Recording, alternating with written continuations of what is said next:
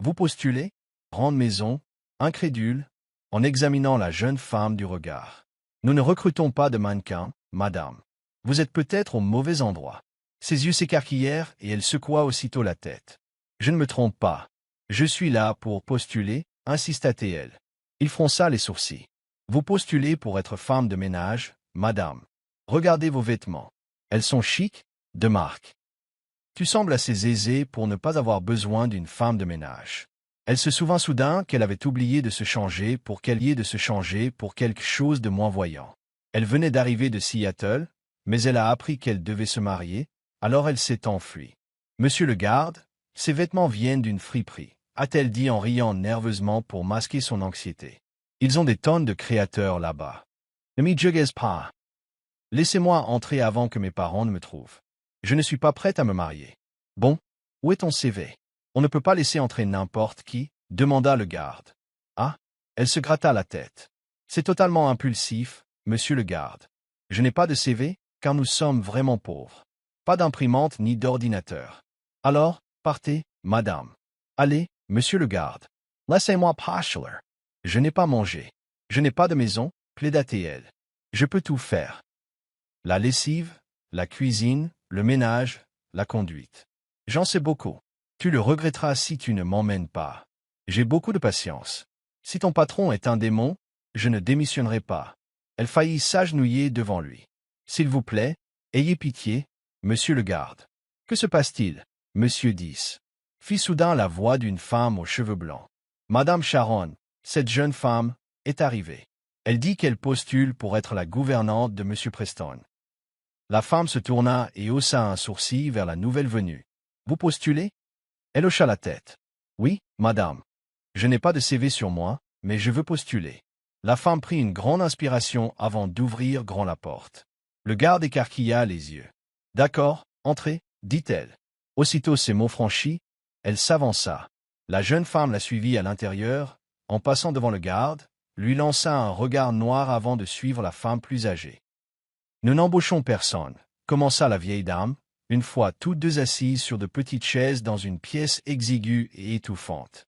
Chaque mois, les femmes de ménage démissionnent parce qu'elles ne supportent pas la personnalité de notre patron, poursuivit-elle en regardant la candidate. Êtes-vous sûr de vouloir accepter cette mission? Elle hocha fermement la tête. Oui, j'en suis sûr. La femme âgée lui jeta un regard en coin, puis examina sa tenue. À en juger par ses vêtements, tu n'as pas l'air en difficulté. Je suis fauché, intervint la jeune femme en passant ses doigts sur l'ourlet de sa chemise. Cette tenue venait d'une friperie. Le vendeur m'a dit qu'elle appartenait à une personne riche récemment décédée. La vieille femme haussa un sourcil. Vous ne mentez pas, n'est-ce pas? Elle secoua aussitôt la tête. Non, madame. Si j'avais de l'argent, je ne serais pas là à postuler comme femme de ménage. La vieille dame plissa les yeux. Tu es peut-être l'ex-petite amie de mon patron qui essaie de se remettre avec lui. Le mois dernier, son ex s'est fait passer pour une femme de ménage pour entrer. Dès son arrivée, elle s'est pratiquement jetée sur lui alors qu'il dormait paisiblement dans son lit. Pauvre patron, a commenté la candidate avec sympathie. Mais je ne suis certainement pas son ex ou sa petite amie. Je suis bien trop belle pour être l'ex de qui que ce soit, a-t-elle plaisanté, et je ne le connais même pas, madame. Alors, s'il vous plaît, engagez-moi. Tu ne le regretteras pas. Franchement, je suis désespéré, admit-elle en essuyant son front en sueur. La femme plus âgée croisa les bras. Bien. Que peux-tu faire pour nous convaincre de t'embaucher? Elle s'est redressée. Je peux laver le linge, faire le ménage, cuisiner. C'est la norme pour une femme de ménage, interrompit la femme plus âgée. Je veux entendre autre chose. En plus d'une patience infinie, poursuivit la jeune femme, je sais conduire, ce que la plupart des femmes de ménage ne savent pas. Oui, je sais conduire. Même si je me suis blessé l'année dernière et que j'ai détruit 3 voitures à cause d'un pneu défectueux, je suis maintenant sûr de ne plus avoir de collision, surtout que je serai très prudent. Ce n'est pas ma voiture, après tout. Je m'en occuperai bien. La vieille femme parut stupéfaite. Tu es sérieux? Elle sourit. Oui, madame. Je suis un bon conducteur. Alors, vous êtes embauché. Les yeux de la jeune femme s'écarquillèrent et elle se leva d'un bond. Vraiment? La femme aux cheveux blancs hocha la tête. Oh mon Dieu, merci beaucoup. Je suis sûr que ma famille et celle de mon fiancé ne me trouveront plus maintenant que je ne suis plus qu'une simple domestique, murmura-t-elle. Attendez, quelle pièce vais-je nettoyer? Demanda-t-elle. Vous ne ferez pas le ménage, précisa la vieille dame. Le sourire du plus jeune s'estompa. Tu seras le chauffeur personnel de mon patron. Quoi? C'était juste une blague. Attends, tu es sérieux? Tu as dit que tu étais un bon conducteur, n'est-ce pas? Dit-elle. Alors tu seras le chauffeur personnel de Monsieur Preston. Tu as beaucoup de patience, alors je suis sûr que tu tiendras plus longtemps que les autres. Après avoir dit cela, elle laissa la nouvelle venue seule dans la pièce exiguë. La jeune femme s'affala à nouveau, le front appuyé sur sa main. Mademoiselle, vous allez vraiment postuler? Répéta la vieille femme en voyant la nouvelle recrue s'attarder dans le couloir. Oui, je le suis. Je sais que c'est inhabituel, mais... D'accord, dit la femme aux cheveux blancs en interrompant. Suivez-moi. Ils entrèrent dans un grand salon. Il était richement décoré, typique d'une riche maison américaine. La femme âgée marqua une pause et se retourna. Alors, êtes-vous sûr de pouvoir faire plus que simplement conduire? Vous ferez aussi des courses et aiderez à d'autres tâches ici. Elle hocha la tête. Oui, madame. Je ferai tout ce que vous me demanderez. Excusez-moi, êtes-vous la nouvelle employée? Une autre femme de chambre s'approcha et la toisa de la tête aux pieds. La nouvelle acquiesça timidement. Oui, je le suis. À partir d'aujourd'hui. L'autre servante lui adressa un léger sourire. Bonne chance. Ne dites pas qu'on ne vous a pas prévenu si vous finissez par vous enfuir en hurlant. La nouvelle recrue cligna des yeux, perplexe, tandis que l'autre femme de ménage s'éloignait. Plus tard, elle se retrouva dehors, face au gardien. Où est ton CV? Insista le gardien, mais avec moins d'agressivité. Elle se mordit la lèvre. Je vous l'ai dit, je n'en ai pas. Comment savoir si vous êtes qualifié? Je peux vous le montrer, répondit-elle. Mais avant que le garde puisse protester à nouveau, la vieille femme aux cheveux blancs réapparut. Ça suffit, monsieur 10, rétorqua la vieille dame. Elle est embauchée. Faites avec.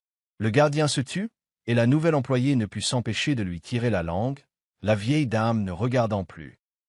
Le lendemain, vêtue d'un jean décontracté et d'une chemise unie, toujours achetée à la friperie, la nouvelle femme de ménage se présenta à la vieille dame. Madame Sharon, s'aventura-t-elle prudemment? Est-ce que je commence le ménage maintenant? Vous êtes le chauffeur personnel, lui rappela la vieille dame en haussant un sourcil. Ah, c'est vrai, dit la femme de chambre avec un rire nerveux, se souvenant qu'elle avait accepté cela lors de l'entretien. On lui remit une clé de la maison et une seconde clé. C'est pour la voiture, expliqua la femme plus âgée. Dépêche-toi, notre patron doit aller à son entreprise. Tu dois aussi l'aider pour autre chose. La nouvelle bonne déglutit.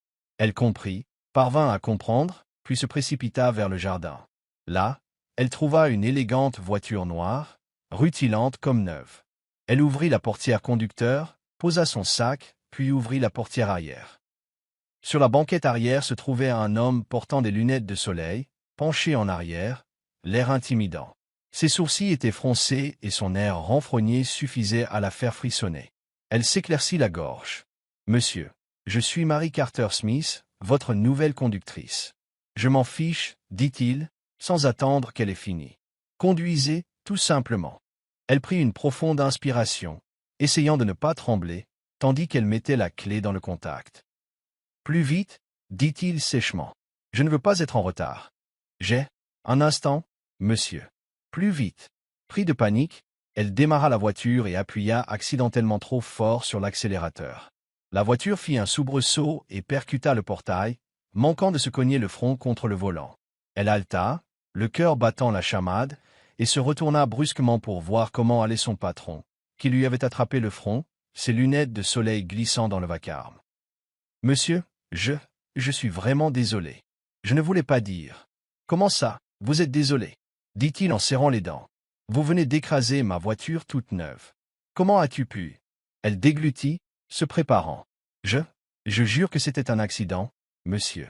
Ne vous inquiétez pas. Je paierai pour ça. Non, tout est inutile. Tu m'as presque eu. Je ne suis pas une tueuse, monsieur. » Elle couina, les joues en feu. « Et je suis sûr que la voiture n'est pas si abîmée. » Avant qu'elle ait pu terminer, on frappa à la fenêtre.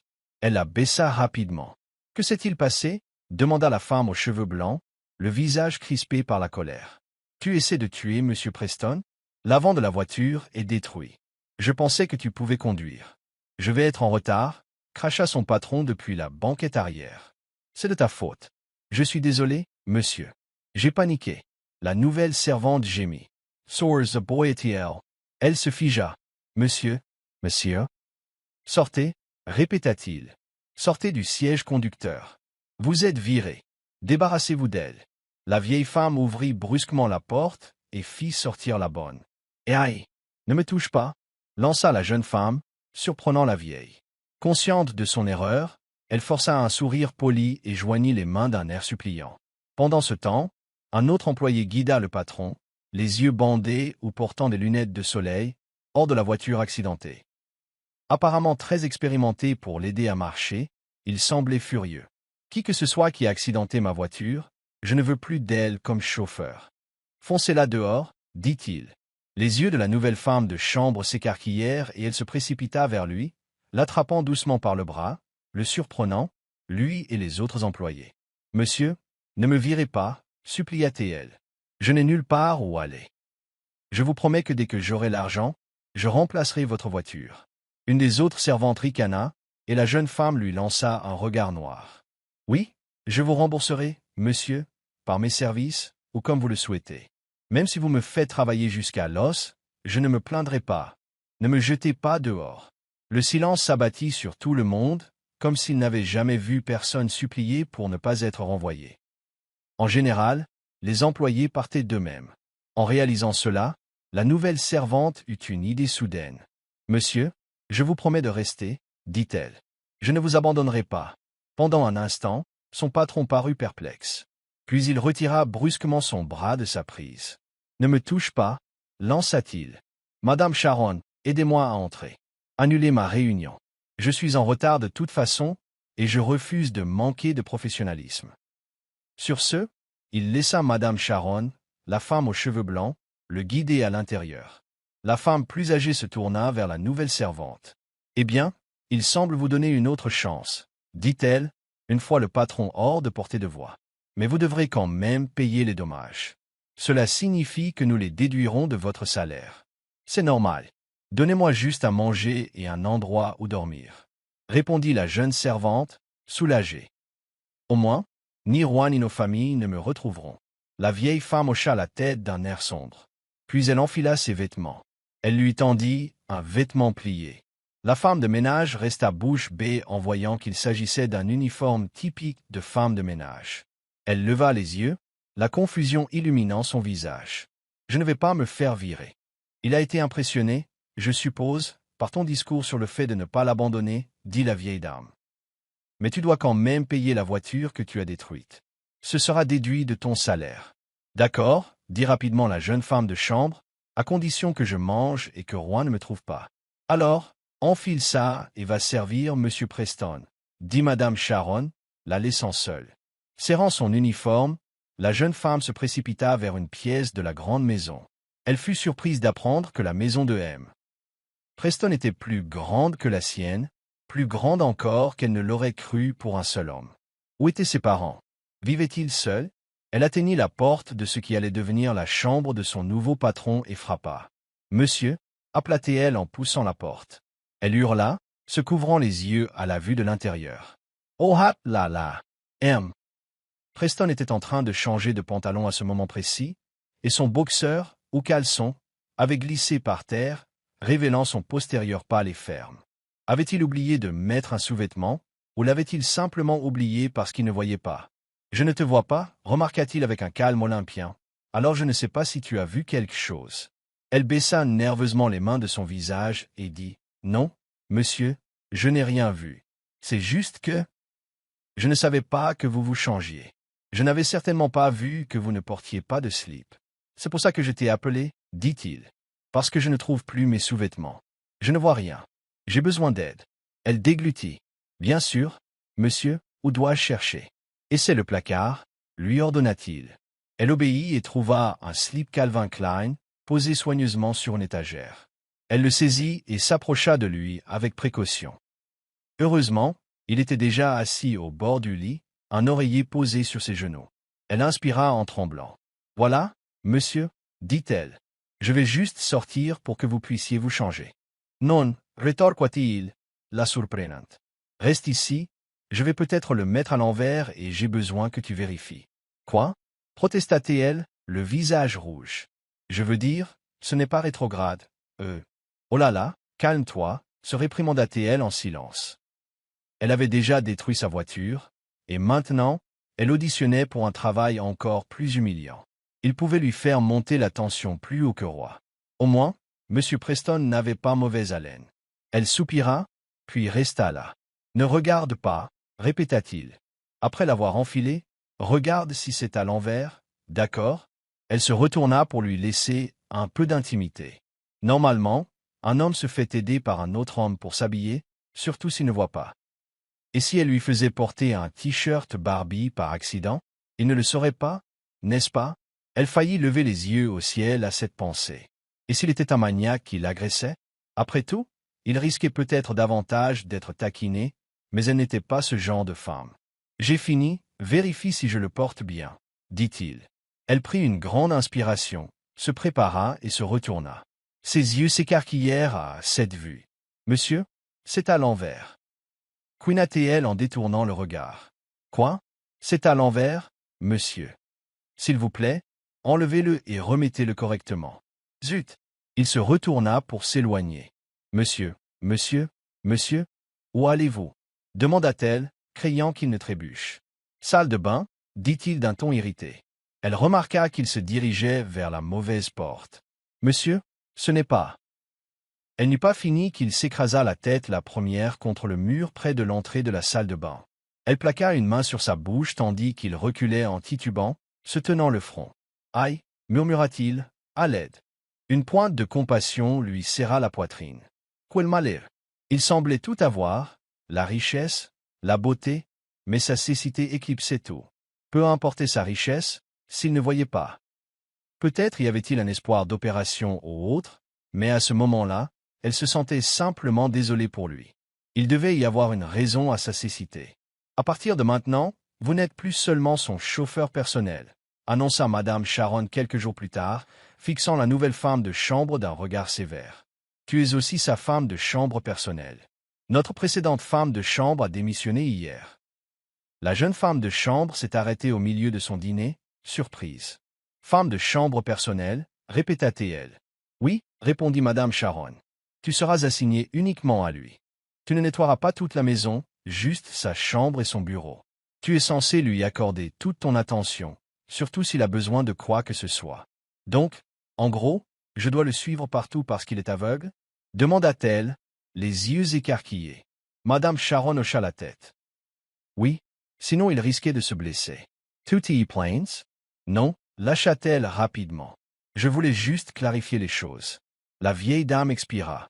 Si vous voulez rester ici longtemps, faites bien votre travail.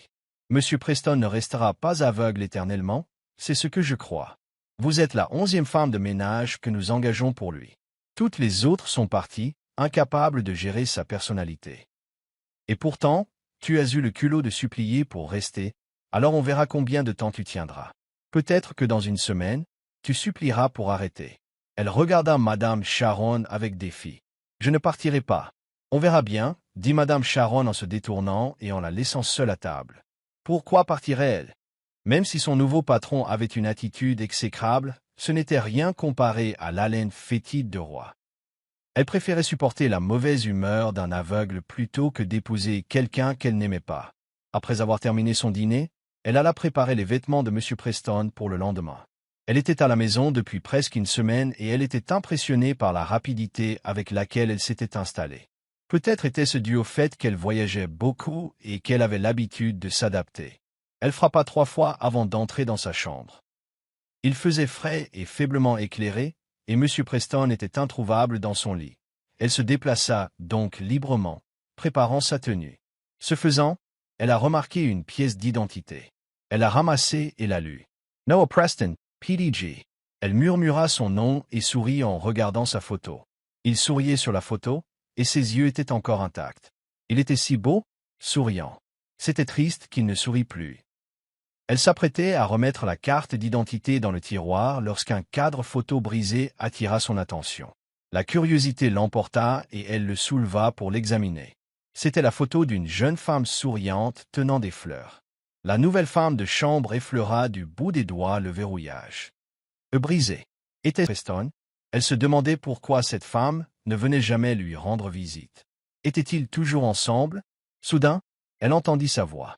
Elle remit précipitamment le cadre, juste au moment où il apparaissait sur le balcon, son téléphone à l'oreille. Apparemment, il était en communication. « Tu n'as toujours pas retrouvé cette personne ?» fit-il d'une voix froide. « Il faut qu'on la retrouve, tout de suite. Je ne dormirai pas bien tant qu'on n'aura pas retrouvé le crétin qui a percuté notre voiture il y a 3 mois. À cause de cet idiot, j'ai perdu la vue et la fille que j'aime. Fais ton travail, Darwin, dit-il en raccrochant. Elle déglutit difficilement et tenta de s'éclipser pour ne pas le déranger, mais il l'appela. Mary Carter, dit-il, la figeant. Monsieur, réussit-elle à dire. Je suis là, je préparais justement vos vêtements pour demain. Viens ici. Dit-elle timidement en s'approchant de lui. Oui, monsieur. Il regardait, ou plutôt faisait face, vers les rideaux. Dors dans ma chambre ce soir, dit-il, la choquant presque. Bon sang, qu'est-ce qu'il essayait de faire? Il éclata de rire en voyant son expression stupéfaite. Enfin, il ne pouvait pas le voir, mais il avait dû deviner. Elle fut un instant fascinée par sa beauté lorsqu'il riait, si différent de son air renfrogné habituel. Ce n'est pas ce que je voulais dire, dit-il, une fois son rire calmé. Je veux que tu apportes un lit de camp ici. Tu peux dormir n'importe où dans cette pièce. J'ai besoin de toi à proximité au cas où j'aurai besoin de quelque chose. Compris? Elle cligna des yeux, puis s'illumina. Vraiment? Je peux dormir ici? Demanda-t-elle. Oui. Oh mon Dieu! S'exclama-t-elle en sautillant d'excitation. Merci, monsieur. Depuis une semaine, je dors dans une chambre tellement chaude et étouffante. Enfin, une vraie climatisation. Il grimaqua. Pourquoi parles-tu comme ça? Il dit ça, monsieur. Même si je suis une fille fauchée, j'ai l'habitude d'être réconfortée, dit-elle nerveusement, espérant qu'il ne soupçonnerait pas sa véritable identité ni la raison de sa cachette. Mais oui, je vais chercher ce lit, tout de suite. Allons, dit-il sèchement. Elle tressaillit à sa voix rauque et se précipita dehors. Quelques minutes plus tard, elle revint avec un matelas plié et une couverture. L'euphorie l'envahit à l'idée de dormir enfin dans un endroit confortable, une situation à laquelle elle était habituée chez elle. « Monsieur Preston, que vais-je faire demain ?» demanda-t-elle plus tard, allongée sur le lit de camp près de son salon. Il était allongé sur son lit king size. En plus de préparer mes vêtements, de me guider vers la salle de bain et de ranger ma chambre, il dit. « Je suppose que je n'aurai plus besoin de tes talents de conducteur de sitôt, puisque tu as détruit ma voiture. » Elle grimaça. « Je suis désolé. » Il haussa les épaules. « Tu feras ma lessive, tu cuisineras mes repas et tu géreras ma personnalité. Ne pars pas d'ici.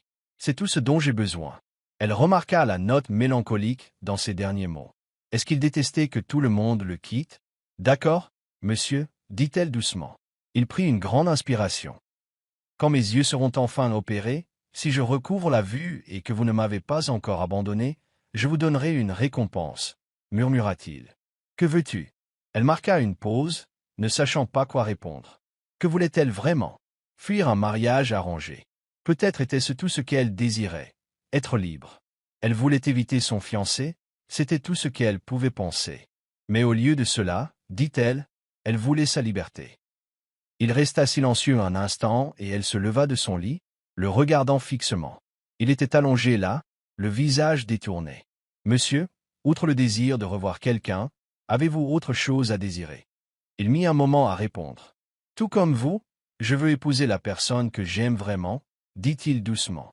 Elle pensa à la photo dans son tiroir. « Est-ce la femme dans ce cadre, monsieur ?» demanda-t-elle. « Votre petite amie? Vous avez fouillé dans mes affaires ?» Son ton devint plus sec. « Non, monsieur, j'ai juste vu le cadre. » Il soupira. « C'était ma petite amie. Elle a rompu avec moi quand j'ai perdu la vue, » dit-il amèrement. Elle ne pouvait pas accepter que je ne reverrai peut-être jamais. Elle fronça les sourcils. « Eh bien, si elle t'aimait vraiment, ça n'aurait pas eu d'importance. Si quelqu'un tient vraiment à toi, il restera, même si tu deviens aveugle, perds un membre ou as d'autres problèmes. L'amour ne disparaît pas pour autant. Il semblait déconcerté par ses paroles. C'était peut-être pour ça qu'il était si maussade. Il avait traversé tant d'épreuves. Bref, tenez bon, monsieur, ajouta-t-elle. Je crois que vous reverrez le monde. 2 mois se sont écoulés depuis son arrivée chez monsieur Preston. Elle ne s'attendait pas à tenir aussi longtemps sans abandonner. Même madame Sharon était impressionnée. Mary Carter, arrange ma cravate. Monsieur Preston a commandé un matin. Elle s'est précipitée vers lui. Je vous ai déjà montré comment le faire vous-même, monsieur. Elle le taquina doucement, commençant à redresser sa cravate. Je ne vois rien, rétorqua-t-il. Pourquoi m'apprends-tu sans cesse des choses que je ne peux pas regarder? Elle expira. Parce que je ne vous traite pas comme un aveugle, monsieur, dit-elle simplement. Il parut interloquer. Quoi? Elle haussa les épaules. Je remarque que quand on vous traite comme quelqu'un de spécial parce que vous êtes aveugle, ça vous agace. C'est pourquoi je fais l'inverse et je vous explique les choses normalement. Il faut juste que vous vous en souveniez. Alors qu'elle a rangé sa cravate, il leva la main, et elle se figea lorsque sa paume se posa sur sa poitrine. « Est-ce ta joue » demanda-t-il. Ses joues brûlèrent. Elle repoussa sa main d'une tape. « Monsieur, c'est ma poitrine. » Elle vit ses oreilles et son cou devenir rouge. « Monsieur, désolé, dit-il précipitamment. Je ne savais pas. » Tiens, dit-elle en lui prenant la main et en la guidant vers sa joue. C'est ma joue. Ses lèvres s'entr'ouvrirent et il laissa ses doigts parcourir son visage, palpant ses traits. Je veux mémoriser à quoi tu ressembles, dit-il.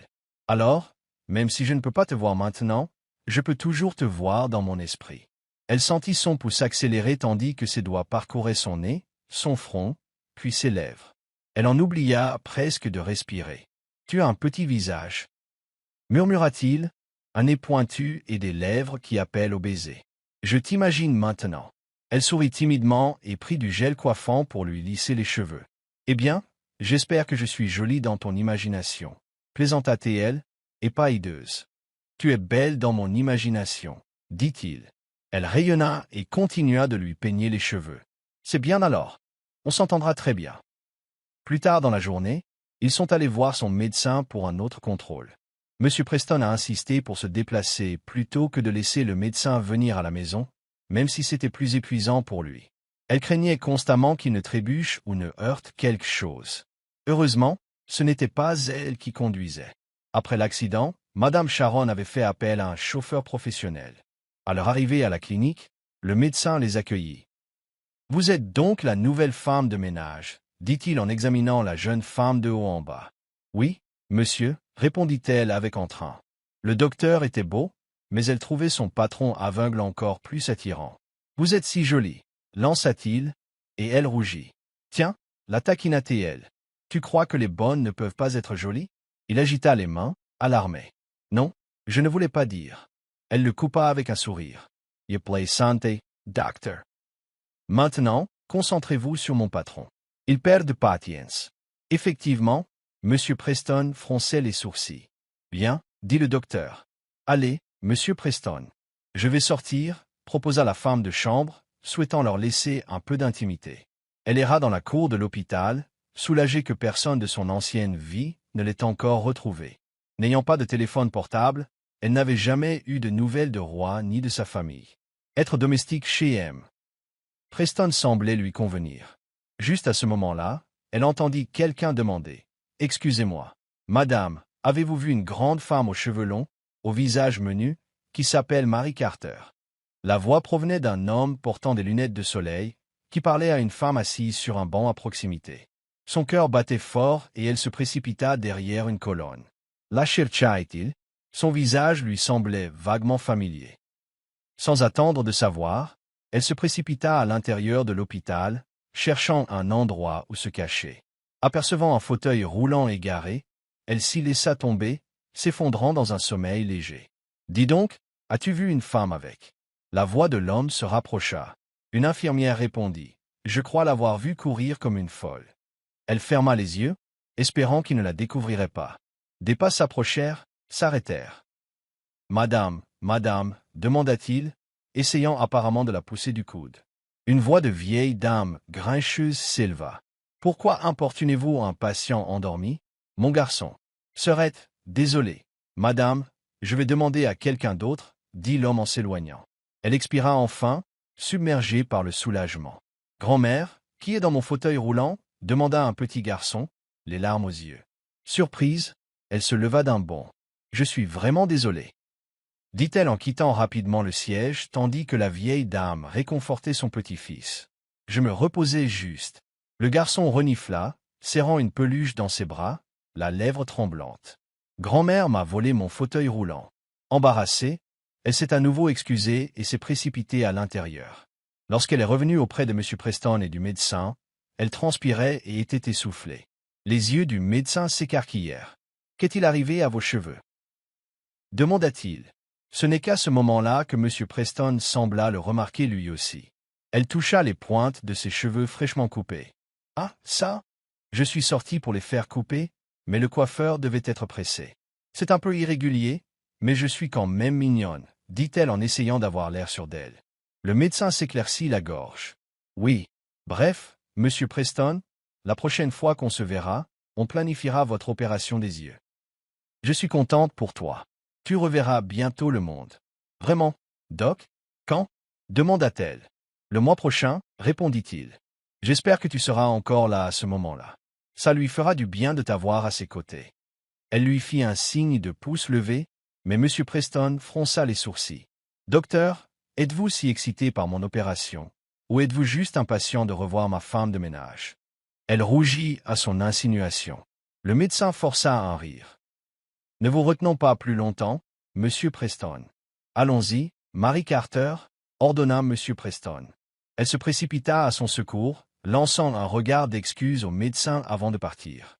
Le trajet du retour fut silencieux. M. Preston semblait perdu dans ses pensées.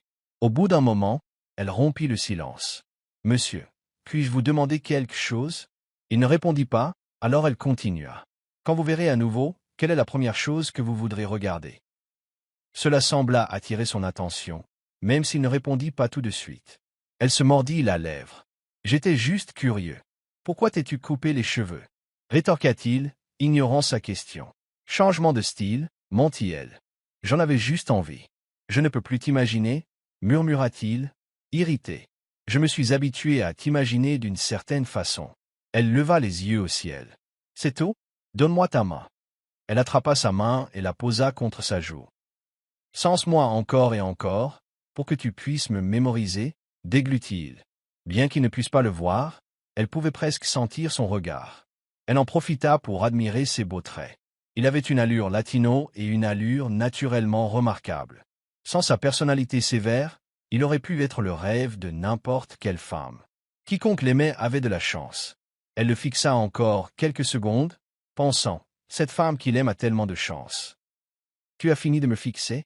demanda-t-il soudain, la faisant sursauter. « Tu sais que je le sens, même si je ne vois rien. » Elle toussa. « Désolé, marmonna-t-elle. Bref, monsieur, vous n'avez jamais répondu à ma question. » Il ne répondit pas. Au lieu de cela, il inclina son visage vers elle. « Tu m'as demandé ce que je voulais voir en premier?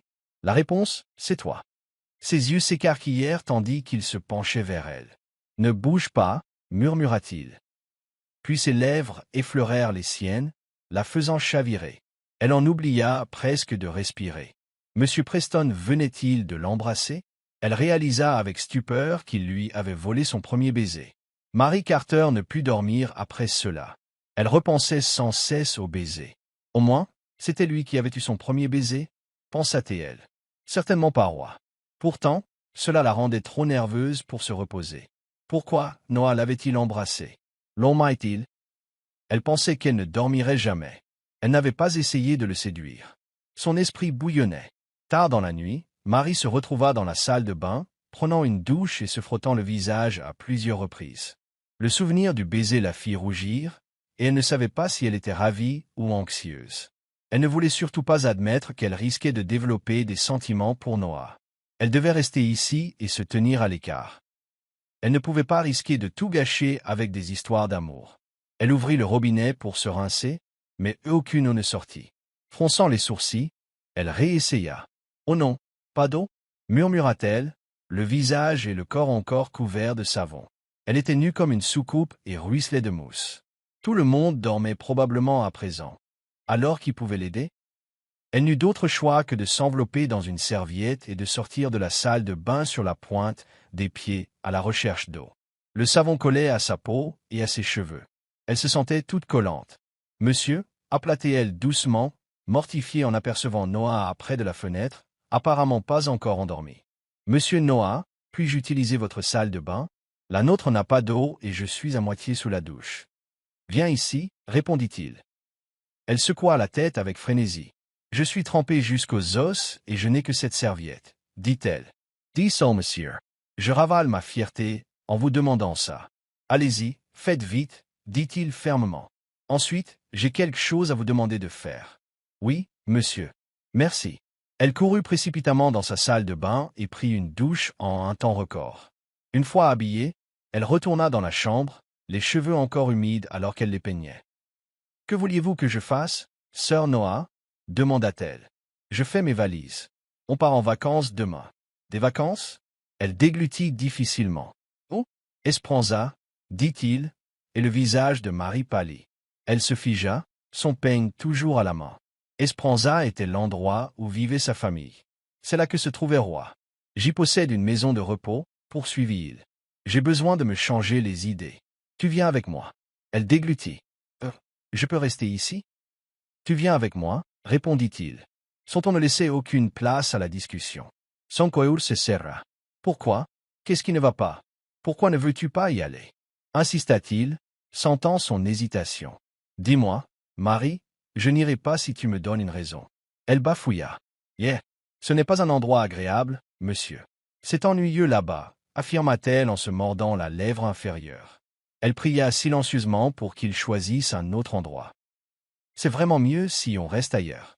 N'importe où ailleurs, s'il vous plaît. »« Alors, allons à un rendez-vous demain, » déclara Noah. Sa mâchoire se décrocha. « Un rendez-vous ?» Elle cligna des yeux. « Mais je suis votre domestique personnel, sœur Noah. »« Ce n'est pas. »« Peu importe, » dit-il. « On va à un rendez-vous. Mais ce que tu veux. De toute façon, je ne te vois pas. » À ces mots, elle ressentit un pincement au cœur. S'approchant, elle tendit la main et la posa sur sa joue, le surprenant. « Tu vas recouvrer la vue, sœur Noah, » murmura-t-elle. « Tu reverras le monde. Tu reverras même ta servante agaçante, » ajouta-t-elle d'un ton léger. Il posa sa main sur la sienne, ce qui lui fit bondir le cœur. « Je veux te voir, Marie. J'ai hâte de voir ton beau visage. » Elle sourit, sentant une chaleur la parcourir. « Bien sûr que tu le feras. Une fois que tu verras, je t'emmènerai même à Esperanza, » la taquina-t-elle. « Juste pour que tu vois à quel point cet endroit est nul. » Il ne répondit pas, alors elle essaya de retirer sa main. Il refusa de la lâcher. « Mary ?» demanda-t-il doucement. « Oui, monsieur. Que pensez-vous de notre baiser de tout à l'heure? L'avez-vous aimé ?» continua-t-il, et ses yeux s'écarquillèrent. Une rougeur intense lui monta aux joues. « J'aimerais vous embrasser à nouveau, » ajouta-t-il à voix basse. « C'est illégal?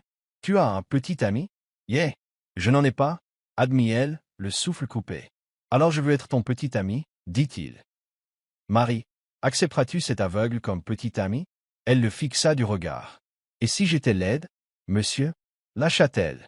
« Me traiterez-vous toujours de la même manière une fois que vous aurez vu mon visage? » Elle voulait être rassurée. S'ils étaient vraiment faits pour être ensemble, il l'accepterait, avec ses défauts. Il a dit, « Tu m'as accepté tel que je suis maintenant, n'est-ce pas? Je suis aveugle, qui suis-je pour ne pas t'accepter? Je ne sais même pas à quoi tu ressembles, et pourtant je suis déjà amoureux de ta personnalité. J'aime que tu sois resté à mes côtés malgré mes sautes d'humeur. » Son cœur battait fort, résonnant dans ses oreilles. « Quelle est ta décision, Marie? Je veux ta réponse tout de suite. »« Tout de suite? C'est si tôt. Pourquoi attendre? Si tu ressens la même chose, tu m'accepteras comme ton petit ami. Sinon, rejette-moi, » dit-il. « Si tu dis oui, je serai ton premier petit ami. » Elle déglutit. « Ça ferait de toi mon premier, » dit-elle doucement, se forçant à respirer. Il sourit faiblement. « C'est bien. Maintenant, dis-moi, veux-tu que je sois ton petit ami? Embrasse-moi si ta réponse est oui. Sinon, retire ta main de mon visage. » Elle avait du mal à réfléchir. Qui rejetterait Noah Preston? Elle avait été attirée par lui dès le début, même si elle ne voyait que son physique. Maintenant, elle tenait profondément à lui, sa personnalité transparaissait. Son calme, sa douceur à sa manière, et même sa timidité par moments, le rendaient irrésistible. Pourquoi refuserait-elle? Elle prit une grande inspiration, se pencha et commença à retirer sa main de sa joue, mais seulement pour pouvoir poser ses lèvres sur les siennes. Surpris, il émit un léger son avant de lui rendre son baiser. Elle posa sa main sur son épaule pour se stabiliser. Lorsqu'elle s'écarta, elle vit l'étonnement dans ses yeux. « Je t'aime, monsieur, » murmura-t-elle. « Alors, j'imagine que tu es mon petit ami. » 2 semaines s'étaient écoulées depuis que Marie était devenue la petite amie de Noah.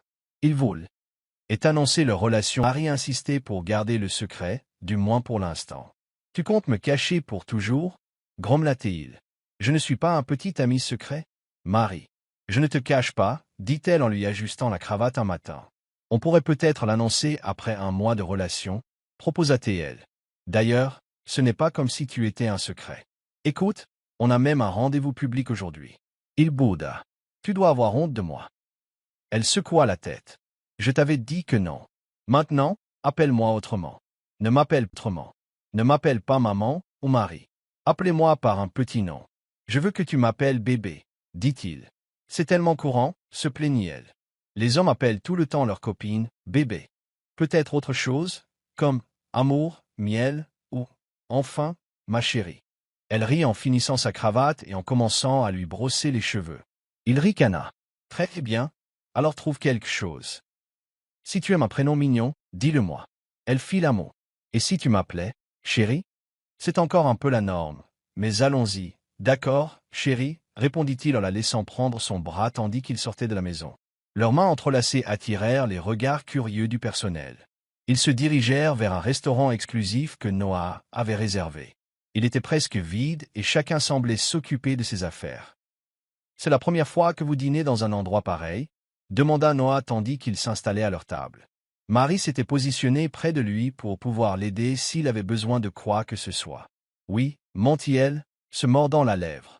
Elle craignait qu'il ne croie pas qu'une femme de chambre comme elle ait pu se trouver dans un endroit chic auparavant. « Mieux vaut faire simple, » sourit-il. « Alors, je suis ravie d'être la première à t'amener ici. »« Noah, » dit-elle doucement.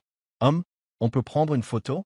demanda-t-elle. « Sur ton téléphone, comme ça, quand tu retrouveras la vue, tu pourras voir mon visage. » Elle vit son expression changer. « Pourquoi dis-tu ça? Tu comptes me quitter ?» demanda-t-il sèchement. « Quoi? Non, je suis juste. » Elle secoua la tête et attrapa son téléphone, alluma l'appareil photo pour prendre des selfies ensemble. « Tu vois, maintenant tu vas avoir plein de photos de nous. » Ils commencèrent à manger, et Marie le nourrissait de temps en temps, ricanant en voyant ses oreilles rougir de gêne. « Ne sois pas timide, » le taquina-t-elle. « Il n'y a rien de mal à me laisser te nourrir. Les hommes font pareil avec les femmes, » souffla-t-il. « Quand je retrouverai la vue, je te donnerai à manger, » la taquina-t-il en retour. « Après, on pourra aller voir des films ensemble. » Mary Surratt. « Oui, c'est sûr. Il ne reste que quelques semaines avant ton opération, n'est-ce pas? » Je suis ravi. Ils finirent leur repas, et alors qu'ils se levaient pour partir, Marie remarqua une femme qui s'approchait, l'air choqué de les voir. La femme s'approcha et Marie ressentit un profond sentiment de reconnaissance. Serait-ce l'ex de Noah? « Oh mon Dieu, Noah !» s'exclama la femme. « Tu vois à nouveau ?» Elle sourit d'abord, mais son sourire s'estompa lorsqu'elle entendit Noah parler et réalisa qu'il était toujours aveugle. « Pourquoi es-tu ici, Megan ?» demanda froidement Noah. Elle ricana. « Je n'arrive pas à croire que tu te sois trouvé une nouvelle petite amie. Même si tu es encore aveugle, elle n'est rien comparée à moi. » Megan se retourna et observa Marie avec mépris. « Alors, tu es sa nouvelle conquête ?» Elle plissa les yeux. « Tu l'as amenée ici, ou pas ?» Sa voix trahissait la malice. Marie redressa les épaules. « Ma petite amie, en fait, » dit-elle.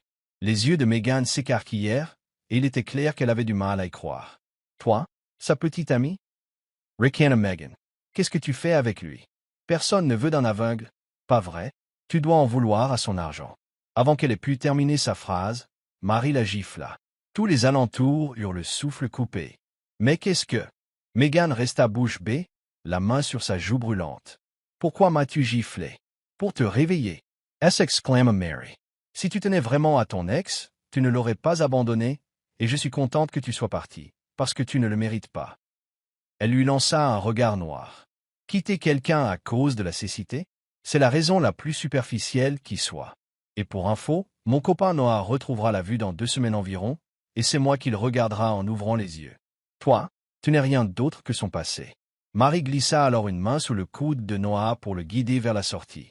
Ils montèrent dans la voiture et démarrèrent. Noah resta silencieux pendant le trajet du retour, ce qui inquiéta Marie. Avait-il encore des sentiments pour Megan? Finalement, elle n'arrivait plus à les garder pour elle. « Tu l'aimes toujours, n'est-ce pas » demanda-t-elle d'une voix tremblante. « Non, dit-il aussitôt. Je ne l'aime plus. Tu es sûr » insista-t-elle doucement. « Oui, répondit-il en lui prenant la main.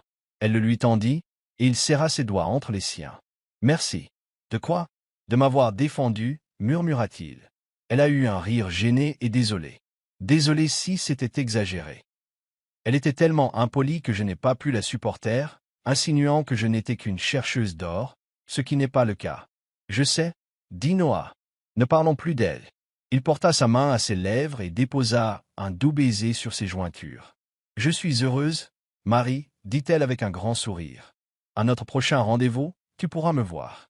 Elle se pencha et le serra dans ses bras, le cœur lourd de gratitude. Elle était vraiment tombée amoureuse de lui. Elle espérait seulement que leur bonheur durerait. Mais les ennuis ne tardèrent pas à les rattraper. Un jour, alors qu'elle faisait ses courses au centre commercial, Marie aperçut Roy de loin. Il était accompagné de plusieurs hommes. La peur la saisit. Elle se raidit, incertaine de ce qu'elle devait faire. « Mon cœur, dit-elle en déglutissant difficilement. Attends un instant ici, sur ce banc, dit-elle à Noah, aussi calmement que possible, en lui caressant la joue. J'ai oublié quelque chose. Je reviens tout de suite. Ok, acquiesça-t-il en souriant, même s'il semblait perplexe devant sa soudaine tension. Il resta immobile tandis qu'elle lui lâchait la main. Elle jeta un nouveau coup d'œil à Roy, qui affichait un sourire narquois, les sourcils levés. Ses jambes tremblaient, mais elle s'avança résolument vers lui. Dès qu'elle atteignit Roy, il lui passa un bras autour des épaules. « Te voilà. On a mis du temps à te trouver. » dit-il d'une voix pleine de triomphe moqueur. « Et tu te cachais avec cet aveugle, hein ?» Elle l'a repoussé. « Ne me touche pas, je ne viens pas avec toi, Roy. Je ne t'épouserai pas. » Il plissa les yeux. « Tu mets ma patience à rude épreuve, Marie. On te cherche depuis des mois, et maintenant que je t'ai trouvé, tu viendras avec moi, que ça te plaise ou non. Je ne t'épouserai pas, insista-t-elle en me fusillant du regard. Et c'est pour ça que je me suis enfui. Je renoncerais même à mon héritage s'il le fallait. Tout sauf t'épouser. » Il laissa échapper un rire amer et la tira brusquement vers les toilettes du centre commercial. Elle hurla, trébuchant tandis qu'il la forçait à entrer dans les toilettes des femmes. Il y avait quelques femmes à l'intérieur, qui sortirent tout en courant lorsqu'il aboya. Tout le monde dehors. Une femme s'enfuit même, le pantalon à moitié fermé. Désormais seul dans les toilettes, il plaqua Marie contre le mur carrelé. Une douleur lui traversa le dos. Il posa une main sur le mur, l'autre lui envoyant un doigt au visage. Son pouce s'accéléra, alarmé. « Tu n'as aucune idée de ce dont je suis capable, » siffla-t-il, la mâchoire serrée. « J'ai tellement supporté. Je t'ai cherché pendant des mois, et maintenant tu me dis que tu ne reviendras pas. Je te préviens, dis adieu à cet aveugle, sinon il ne sera plus en sécurité bien longtemps. » Ses yeux s'écarquillèrent, et il resserra son étreinte sur son menton. « Savais-tu qui a causé la cécité de cet homme » ricana Roy en se désignant du doigt. « Moi. C'est à cause de moi que Noah ne voit pas. » Marie sentit les larmes lui monter aux yeux. « Monstre » cracha-t-elle en essayant de le gifler, mais il lui arracha le poignet. « Tu es un criminel, Roy » se contenta-t-il de rire. « Cet homme a même engagé des gens pour me chercher, mais personne ne m'a encore réussi. Je ferai plus que ça si tu n'obéis pas. » Il lui tordit les cheveux et la tira en arrière. Elle grimaça lorsqu'il lui souffla à l'oreille. « Va lui dire au revoir, puis reviens demain, où je m'assurerai que tes proches en paient le prix, à commencer par ce satané aveugle. » Il la repoussa et sortit des toilettes en titubant, les larmes aux yeux. Marie se sentait paralysée. C'est Roy qui a rendu Noé aveugle. Quel cruel coup du sort. Elle essuya ses larmes avant de retourner vers Noah, toujours assis sur le banc, l'air inquiet. Sa poitrine lui faisait mal. « Mon cœur » murmura-t-elle en se précipitant vers lui. « Je suis vraiment désolée d'avoir mis autant de temps. La file d'attente était trop longue au comptoir. »« Ce n'est pas grave, dit-il doucement. On rentre à la maison maintenant? On peut avoir un rendez-vous ici d'abord? Demanda-t-elle rapidement, les yeux brillants. Il cligna des yeux. Je croyais que tu voulais attendre que je retrouve la vue. Elle se mordilla la lèvre. On est déjà au centre commercial. Ce serait dommage de ne pas faire quelque chose d'amusant, dit-elle. Les larmes menaçaient à nouveau de monter. Allons à un rendez-vous, Noah, juste pour cette fois. Il soupira. Très bien, chérie, on se voit tout de suite. Elle sourit avec gratitude et lui prit le bras, laissant le chauffeur porter leur course jusqu'à la voiture. Elle guida Noah dans le centre commercial, serrant son bras comme une bouée de sauvetage. On ne voit pas vraiment les beaux endroits ici, lui dit-elle doucement. Alors faisons quelque chose qu'on entende, comme du karaoké. Karaoké? Répéta-t-il, amusé. Oui, dit-elle en se rapprochant. Tu peux m'écouter chanter, même si je ne suis pas sûr d'être doué. Mais je chanterai quand même pour toi. Il haussa les épaules, se laissant entraîner vers les cabines de karaoké. Elle résolut de profiter au maximum de cette journée, car demain, elle devrait y aller avec Roy. Elle trouverait bien un moyen d'empêcher le mariage, mais sinon, elle risquait de ne jamais revenir auprès de Noah. Au moins, elle aurait ses derniers instants avec lui. Plus tard dans la soirée, de retour à la maison, Marie s'abandonna entièrement à Noah. Il ne pouvait pas encore voir son visage, mais il n'avait pas besoin de le voir pour la guider habilement. Elle s'accrocha à lui, le souffle court tandis qu'ils bougeaient ensemble. Quand ce fut fini, ils s'allongèrent dans les bras l'un de l'autre, leur cœur se calmant. « Tu étais incroyable, » dit Marie avec un soupir satisfait, en frottant son menton contre son épaule, les joues enflammées par son audace. « Tu m'as donné ta virginité, murmura-t-il. N'es-tu pas content que j'aie été ton premier? » Elle lui toucha la poitrine. « On dirait presque que tu es déçu. » Il secoua la tête. « Ce n'est pas ça. Je suis content, mais j'aurais aimé que ce soit plus mémorable pour toi. Comme si j'avais aimé te voir ce soir. » Elle lui caressa la joue. « C'est déjà mémorable, Noah. Crois-moi. » Puis elle l'embrassa doucement, la culpabilité la rongeant. Elle devait partir. C'était peut-être la dernière fois qu'ils partageaient quelque chose d'aussi intime, surtout avec la menace de Roy qui planait. Au moins, l'opération de Noah était pour demain, il recouvrerait bientôt la vue, et peut-être découvrirait-il la vérité sur Roy. Cette nuit-là, elle attendit que Noah s'assoupisse. Puis elle nota tout sur un morceau de papier. Le nom complet de Roy, comment il avait provoqué l'accident qui avait rendu Noah aveugle, tout ce qu'elle savait. Elle glissa ce papier dans l'un des livres préférés de Noah, certaine qu'une fois qu'il recouvrerait la vue, il le lirait. Des larmes coulèrent sur ses joues lorsqu'elle déposa le mot. « Je suis désolée, murmura-t-elle. » Le lendemain matin, Noah montait dans la voiture pour se rendre à l'hôpital pour son opération. Marie se tenait dehors, les bras croisés. Il se pencha par la fenêtre, l'air inquiet. « Tu ne viens pas? » demanda-t-il. « J'aimerais te voir dès que je pourrai ouvrir les yeux. » Elle força un petit sourire. « Je vais rester ici?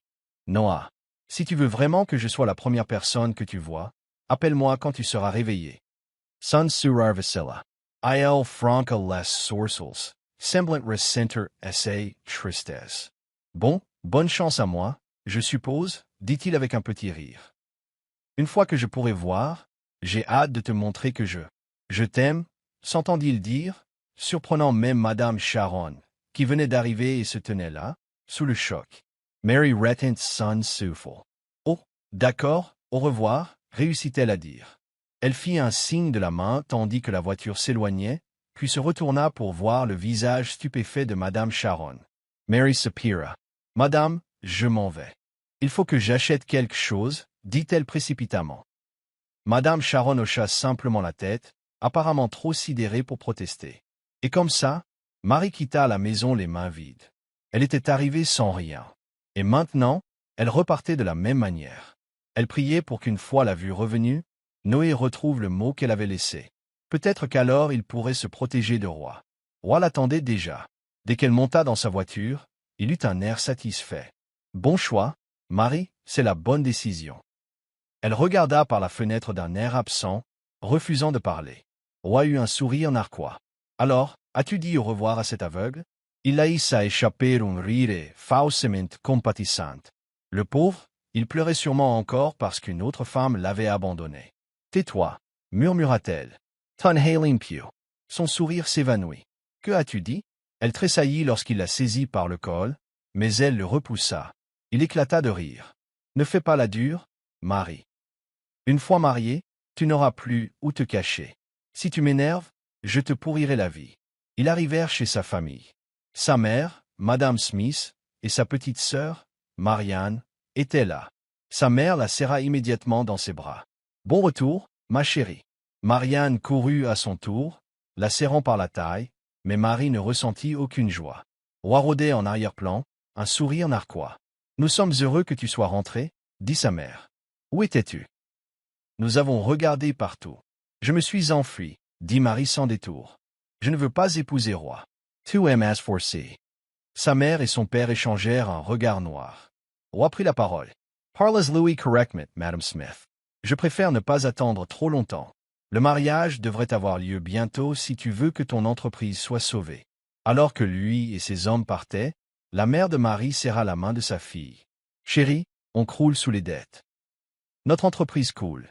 On n'a pas le choix. » Mary s'y détourna. « Et c'est parce que papa a tout gaspillé. Non? Pourquoi devrais-je payer pour ça?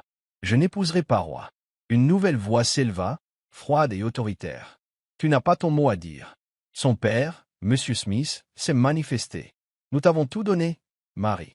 Maintenant, c'est à ton tour de nous rendre l'appareil. » Elle essaya de ravaler ses larmes. « J'ai entendu dire que c'était à cause de roi que Noah était devenu aveugle. C'est un criminel. Ça suffit, » aboya M. Smith. « Je me fiche de ce qu'il est. Si tu ne l'épouses pas, ta sœur souffrira aussi. Veux-tu que son avenir soit détruit? » Le regard de Marie se porta sur Marianne, qui n'avait que 10 ans. La petite fille la regarda innocemment. Son cœur se serra. Elle n'avait pas réalisé que l'entreprise familiale était dans une telle situation. Elle aurait dû le savoir plus tôt, faire autre chose que fuir. Elle était désormais piégée. Les préparatifs du mariage avançaient à toute vitesse. Le jour J arriva et Marie se retrouva vêtue d'une robe blanche. Debout devant le miroir de sa chambre, elle regrettait Noah. Avait-il recouvré la vue? Était-il en colère ou blessé qu'elle ait fui? Elle retint ses larmes. La famille de roi souhaitait que le mariage soit confidentiel, probablement pour cacher cette mascarade à la société. Elle soupçonnait qu'il voulait aussi l'envoyer outre-mer par la suite. Finalement, elle fut conduite dans une voiture blanche et emmenée à la chapelle. Ses mains tremblaient. Elle pensait à Noah tout le temps. Au moins, elle l'avait connu brièvement. Au moins, elle l'avait aimé durant cette courte période. C'était réel, pas artificiel. En s'avançant dans l'allée, elle aperçut Roi qui attendait devant l'autel avec un sourire suffisant. En s'approchant, il murmura « Je m'attendais à ce que tu pleures. »« Pourquoi pleurais-je » répondit-elle froidement, ses lèvres s'incurvant en un sourire forcé. « Bien sûr, je t'épouse, mais tu n'auras jamais ma virginité. Tu la voulais tellement, n'est-ce pas? Mais je l'ai donnée à l'homme que tu as aveuglé. » Les narines de Roi se dilatèrent. Il resserra sa prise sur son poignet. « Que as-tu dit » Elle grimaça de douleur. « C'est trop tard pour toi, Roi. » Il se pencha, la voix tremblante de rage. « Tu vas le regretter. » Sa prise sur son poignet la fit sursauter. La cérémonie commença. L'officiant dit « Commençons le mariage. » Arrêtez ce satané mariage. Une voix furieuse retentit, résonnant dans la chapelle. Les têtes se tournèrent vers l'entrée où se tenait un homme de grande taille. Les yeux de Marie s'écarquillèrent de stupeur. C'était Noah, si différent maintenant qu'il pouvait voir. Son regard était perçant. « Qu'est-ce que c'est » sursauta Roi. Mais Noah l'interrompit en sortant une arme et en la pointant directement sur la tête de Roi. Des cris fusèrent parmi les quelques invités du mariage. Même le prêtre recula. Marie sentit son cœur battre à tout rompre. Noah voit. Des larmes de joie coulèrent de ses yeux tandis que Roi, instinctivement, tendait la main vers son arme. Dehors, les sirènes hurlaient. Des voitures de police? Roy paniquait. Il sortit son arme et tira en l'air, dispersant tout le monde. Avant que Roi puisse attraper Marie, Noah tira et toucha la jambe de Roi. Roi s'effondra, hurlant de douleur, serrant son membre blessé. Ces hommes furent rapidement appréhendés par la police arrivée sur place. « Noé » murmura Marie, les larmes aux yeux. Il lui tendit la main. « Viens avec moi » dit-il. Elle eut l'émotion brute dans ses yeux. Elle courut vers lui, mais un coup de feu retentit soudain derrière elle. L'espace d'un instant, Marie sentit son monde s'écrouler. Roi avait tiré une dernière fois, et la balle s'était écrasée dans son dos. Noah avait les yeux exorbités lorsqu'elle s'était effondrée dans ses bras. Marie s'aperçut alors que tout était blanc. Était-elle au paradis? Elle cligna des yeux, les yeux embrumés. Elle est réveillée, dit quelqu'un. Un visage apparut. C'était sa mère, les yeux gonflés par les pleurs. Marie, oh, Dieu merci. Sa mère la serra dans ses bras en sanglotant. Je suis désolé. Nous sommes vraiment désolés, s'écria Madame Smith. Vous êtes inconsciente depuis une semaine. Les yeux de Marie s'écarquillèrent. Une semaine? Elle n'arrivait pas à y croire. Au moins, elle était en vie. Maman, as-tu faim, mon cœur? Dis-moi ce que tu veux, dit sa mère d'une voix tremblante. Le cœur de Marie palpitait. Où est Noah? Demanda-t-elle avec urgence. Sa mère parut surprise. Noah, oh, ce monsieur qui a gâché ton mariage. Il parle avec ton père. Ne vous inquiétez pas, il va lui. Nous avons appris que Roy était responsable de la chute de notre entreprise et de tant d'autres crimes. Maintenant, Roy est en prison et sa famille a tout vendu dans la honte. Mariposa un soupir de souliment. Elle se laissa aller contre les oreillers, l'esprit errant vers Noah. Allait-il bien depuis tout ce temps? Elle avait tellement envie de le voir. Ce soir-là, Marie regardait par la fenêtre de l'hôpital tandis que sa mère et sa sœur dormaient sur le lit, la laissant, ironiquement, la patiente, debout près de la potence. Elle s'apprêtait à s'asseoir sur une chaise à proximité lorsque quelqu'un frappa à la porte. Elle s'approcha en traînant les pieds, tenant sa potence à perfusion, et l'ouvrit. Un immense bouquet de roses rouges fraîches l'accueillit, si grand qu'elle ne put voir qui les tenait. Lentement, les fleurs s'abaissaient, révélant le visage de Noah. L'espace d'un instant, les genoux de Marie faillirent faiblir. « Je suis si heureux de pouvoir enfin te revoir, ma chérie, dit-il chaleureusement. Les larmes jaillirent des yeux de Marie tandis qu'elle le serrait dans ses bras. Noah, je suis désolé, marmonna-t-elle contre son épaule. Je t'ai quitté seulement parce que... Je sais. Il la coupa doucement.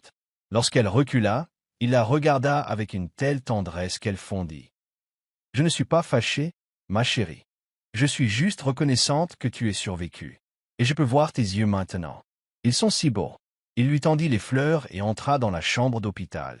Ses yeux, murmura-t-il en l'attirant à lui par la taille. Je les dois au médecin, certes, mais ils sont là pour que je puisse te regarder. Et maintenant, nous pouvons faire tout ce que tu voulais grâce à ma nouvelle vision. Il lui prit la joue. Je peux enfin t'embrasser comme il faut, dit-il doucement, les yeux rivés sur ses lèvres. Il passa sa langue sur sa lèvre inférieure. Je peux t'embrasser? Elle hocha la tête, le souffle coupé. Oui, Noah. Il se pencha et l'embrassa contre le mur. Ils restèrent collés l'un à l'autre, ignorant tout ce qui les entourait, jusqu'à ce qu'un discret raclement de gorge fasse sursauter Marie. Gênée, elle repoussa Noah et se retourna pour voir son père à la porte, un petit gâteau à la main. « Papa, dit-elle, les joues en feu. » Monsieur Smith leur lança un regard ironique. « Vous pouvez continuer comme ça à la maison, tous les deux ?» les taquina-t-il. Il s'approcha avec le gâteau. « Joyeux anniversaire, ma chérie !» s'exclama Marie, surprise par l'explosion soudaine de pétards. Sa mère et sa sœur, maintenant réveillées, chantèrent « Joyeux anniversaire !» avec de larges sourires. Marie réalisa avec surprise que c'était bien son anniversaire. Elle se tourna vers Noah, les yeux pleins de larmes. « Joyeux anniversaire, chérie !» dit-il en s'avançant. Avant que Marie puisse réagir, il s'agenouilla. Son pouce s'accéléra tandis qu'elle le fixait, d'abord lui, puis sa famille. Sa mère et sa sœur semblaient ravies. « Quoi? Que se passe-t-il » balbutia Marie tandis que Noah sortait une petite boîte en velours de sa poche. « Je sais que ça fait peu de temps qu'on se voit, dit-il doucement, mais je veux passer l'éternité avec toi. Au moment où j'ai enfin recouvré la vue et découvert que tu étais parti, mon monde s'est à nouveau assombri. Puis j'ai découvert ton mariage forcé. Je ne veux plus jamais te perdre. » Il ouvrit la boîte, révélant une bague scintillante. « Alors, je suis à genoux, et je te demande, veux-tu m'épouser, moi, mon chauffeur personnel, ma femme de chambre personnelle, ma chérie ?» Les lèvres de Marie s'incurvèrent en un sourire éclatant. « Oui, oui, dit-elle avec enthousiasme, des larmes de joie coulant sur ses joues. Noah lui prit la main gauche, glissa la bague à son doigt et se leva pour la serrer dans ses bras. « Je t'aime, » lui murmura-t-il à l'oreille. « Merci de m'avoir accepté, même quand j'étais aveugle. Maintenant que je vois enfin, créons 1000 autres souvenirs ensemble avec mes nouveaux yeux. Devant toute sa famille, il l'embrassa tendrement, et elle lui rendit son baiser sans hésitation, sachant qu'ils avaient enfin trouvé la fin heureuse qu'ils méritaient tous deux. L'amour qui dure ne se fonde ni sur les apparences ni sur la commodité. Il choisit de rester, de servir et de croire au meilleur, même dans les épreuves. Lorsque nous nous soucions sincèrement de quelqu'un, nous le protégeons et le soutenons, en ignorant ses imperfections et en l'aidant à grandir. 1 Corinthians 13. L'amour protège toujours, a toujours confiance, espère toujours et persévère toujours. Merci d'avoir regardé cette histoire. Voici Luxurious Stories, et nous vous retrouverons dans d'autres histoires d'amour enchanteresse. D'ici là, prenez soin de vous et aimez inconditionnellement. Fin.